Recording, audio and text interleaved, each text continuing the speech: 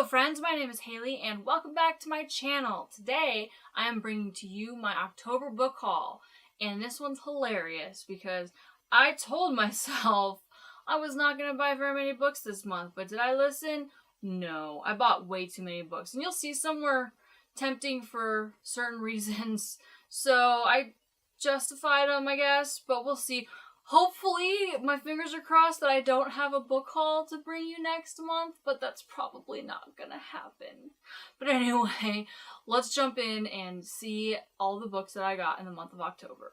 So first off, I got In a Dark, Dark Wood by Ruth Ware. Now, this was one of the ones that I got because I justified it in my head because Barnes & Noble had it on clearance, and it was so good, the hardback was cheaper than the paperback. So I was like, yeah, I need to get it now. So this is a thriller. It's about this woman who gets reunited with her friends for a bachelorette weekend. They go to this cabin or kind of glass house in the woods, and then she gets a case of amnesia and doesn't remember what happened that night, and she finds herself in a hospital bed and has to piece together what happened.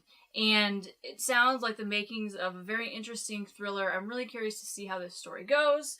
So that is In a Dark, Dark Wood. If you watched my TBR for the month of October, I read A Court of Thorns and Roses, and I surprisingly liked it a lot. I'm not a big fan of Throne of Glass, so I wasn't sure what I was getting into with another Sarah J. Maas book, but I really, really liked it. I was very surprised. So, naturally, I bought A Court of Mist and Fury. I don't really want to say what this one's about, since I don't want to spoil the first book, but it's significantly bigger, which is exciting. I'm really curious to see where this story goes. I've heard little character things. I haven't heard like big spoilers of the story, but just people's opinions about certain characters makes me really intrigued about where this story goes and whether I agree with it or not. Another impulse buy was The Language of Thorns by Leigh Bardugo. I kept looking at this book because the inside is so pretty. Like, all of the borders have really beautiful art, and there's just really pretty art in between, so it's been really tempting. I tried to keep myself from getting it because I haven't read the original Grisha trilogy. So far by Leigh Bardugo, all I've read is Six of Crows. I'm hoping to change that very, very soon, but I was not going to buy this book until I was done with at least half of her other books.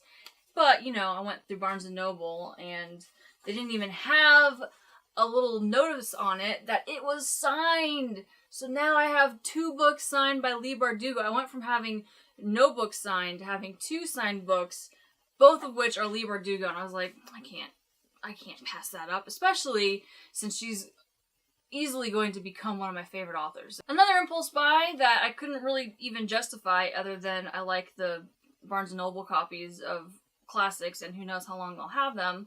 I got Wuthering Heights and Jane Eyre by the Bronte sisters. Jane Eyre is by Charlotte Bronte. Wuthering Heights is by Emily Bronte. I saw some videos talking about the 2 books, and I've heard a lot of people talk about these ones.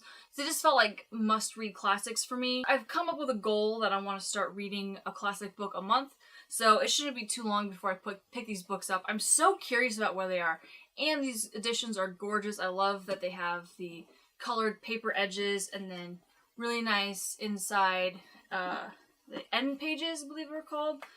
Similar even. So yeah, really excited to pick up these books. Speaking of Leigh Bardugo, I got Crooked Kingdom because I really liked Six of Crows, and it's been very, very hard to not pick this up yet. And the only reason I haven't is because this is my spooky Halloween reading time. So I really want to read this book. Hopefully November will be the time for this, and probably Court of Mist and Fury.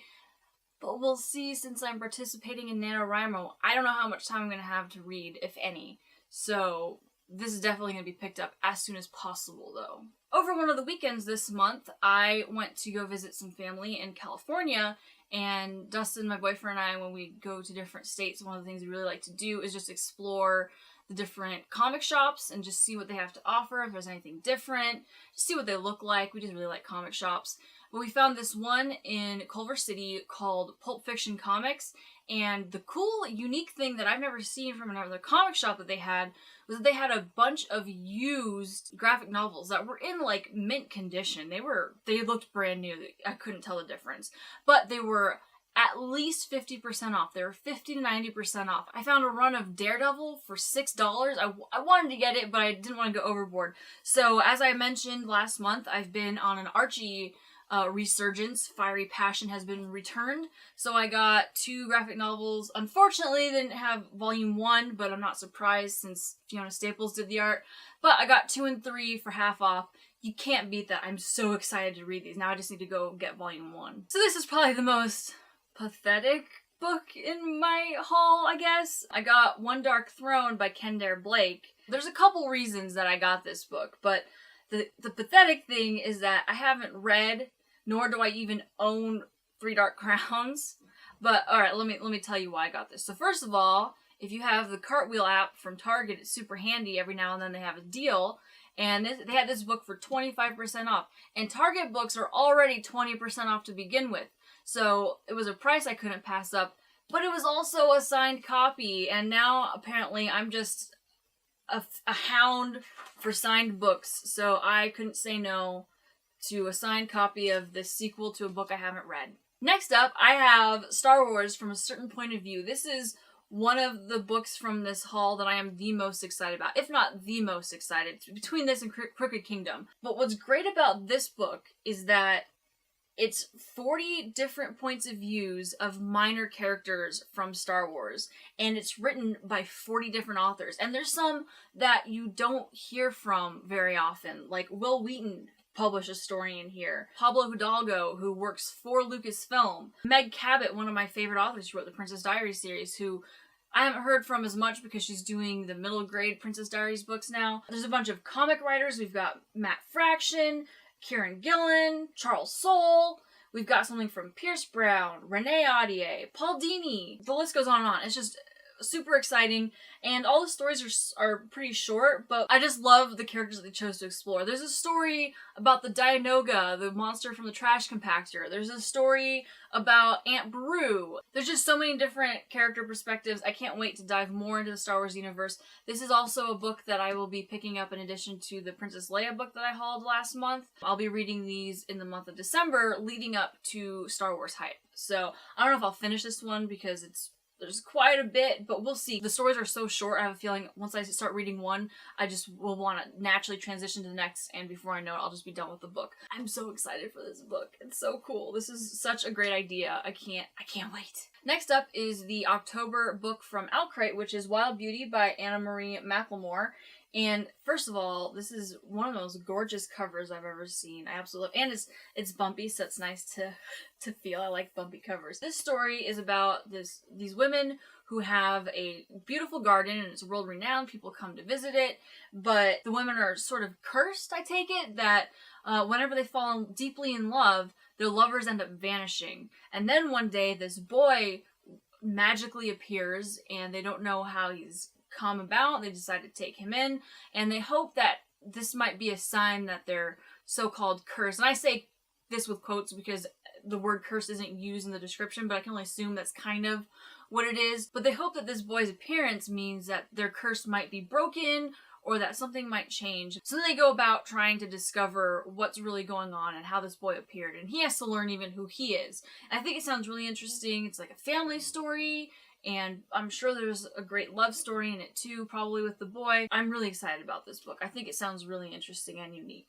And then finally, I got quintessential October release, Turtles All the Way Down by John Green. And I know this book is all over social media, especially BookTube. I wasn't going to pick up this book at all, actually. So when I was in high school, I had a really cool English teacher who, for our required reading for every month, he didn't want us to feel like reading was such a heavy burden because we already had to do so many projects and everything based on literature. So our monthly reading was actually contemporary, generally young adult books, which was really cool. One of the books I chose one month was An Abundance of Catherines, and I couldn't even get through like 50 pages of it. And I've really been turned off by John Green since. However, people have really sold this book on BookTube, particularly Ariel Bissett. I'll post the link to her video because what she said about it is just really genuine and really sparked my interest. I don't really know what the book's about, and I don't want to know. All I know is that it heavily deals with a girl with OCD, which John Green himself suffers from. I actually heard a little bit of an interview with him on NPR talking about the parallels between that and his life. And that even sparked even more of a passion for me to read this book. And as you might have noticed the sticker here, another thing that solidified my need to buy it in the month of October instead of waiting until I could definitely read it is that it too is a signed copy. So in August, I went from having 0 signed books to now I have 4, and I'm sure that collection is only going to continue to grow. So that's going to do it for my October book haul. I think I got some really good books. Let me know what books in my book haul you also have an interest in reading, or if you've read any and if you really liked them, let me know. Until my next video, I will see you guys soon.